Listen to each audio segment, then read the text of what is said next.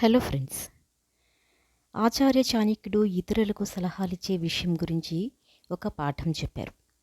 చాణక్యుడి ప్రకారం మీరు మీ జీవితంలో ఎప్పుడూ ఈ ఐదుగురిని ఎప్పుడూ కూడా ఎటువంటి సలహా ఇవ్వకూడదు. చెడ్డ పనుల వల్ల చెడు ఫలితాలు వస్తాయి, కానీ కొన్నిసార్లు మంచి చేయడం వల్ల కూడా చెడు ఫలితాలు వస్తాయి. చెడు మరియు అధర్మ మార్గం నుండి ప్రజలను దూరంగా ఉంచడానికి ఈ సామెత తరచుగా వాడతారు.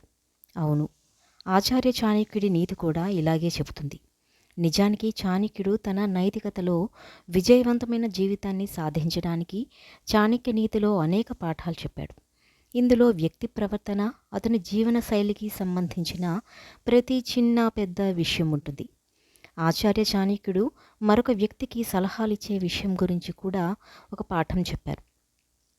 చాణక్యుడి ప్రకారం మీరు మీ జీవితంలో ఎప్పుడైనా వైఫల్యాన్ని ఎదుర్కోకూడదనుకుంటే ఈ ఐదుగురిని ఎట్టి పరిస్థితుల్లో సలహా ఇవ్వవద్దని చెప్పారు.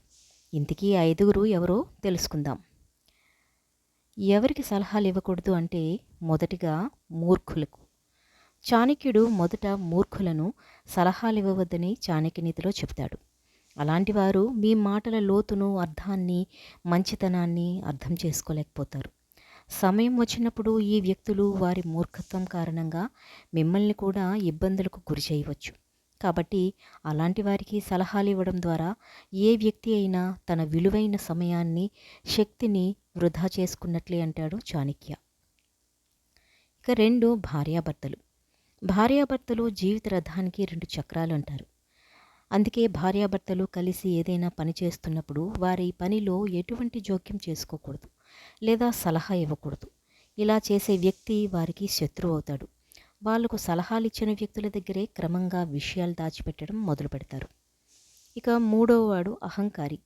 అహంకారికి కూడా సలహాలు ఇవ్వకూడదని చాణక్య నీతిలో చెబుతాడు. అలాంటి వారు తమ అభిప్రాయాన్ని చెప్పటానికి, ఒప్పించడానికి మాత్రమే ఇష్టపడతారు తప్ప ఎదుటి వ్యక్తి సలహాలు వినరు. అటువంటి వ్యక్తులు ఎల్లప్పుడూ అవతలి వ్యక్తిని తక్కువగా అంచనా వేస్తారు, తక్కువగా చూస్తారు. ఈ వ్యక్తులు ఎల్లప్పుడూ ఇతరుల మాటలు పనికిరానివిగా భావిస్తారు. అలాంటి వారికి సలహాలు ఇస్తే వాళ్ళు అహంకారిస్తే సలహాలు ఇచ్చిన వాళ్ళనే అవమానిస్తారు. అత్యాసపరులకు. ఆచార్య చాణక్యుడి నీతి ప్రకారం అత్యాసపరులకు ఎప్పుడూ సలహాలు ఇవ్వకూడదు. అలాంటి వారు సమయం వచ్చినప్పుడు మిమ్మల్ని తమ అత్యాసకు ఉపయోగించుకోవడానికి వెనుకాడరు. అత్యాసపరులు మీ సలహా నుండి ప్రయోజనం పొందినంతకాలం మాత్రమే దాన్ని అనుసరిస్తారు. ఆ తర్వాత ఏ కారణం లేకుండానే మిమ్మల్ని కనీసం గుర్తించరు, మాట్లాడరు. ఇక 5వ వారు చెడ్డవారు. చాణక్యుడి ప్రకారం చెడు అలవాట్లు ఉన్నవారికి ఎప్పుడూ సలహా ఇవ్వకూడదు. అలాంటి వారు ఎప్పుడూ మంచితనం ఉన్న వాళ్ళతో స్నేహం చేయరు. మీరు వారికి కొన్ని మంచి సలహాలు ఇచ్చినా వారు మిమ్మల్ని ఎగతాళి చేస్తారు లేదా మీ సలహా తీసుకోవడం ద్వారా వారు మీకు హాని చేయడానికి ప్రయత్నిస్తారు. అలాంటి వారికి దూరంగా ఉండటం మంచిది.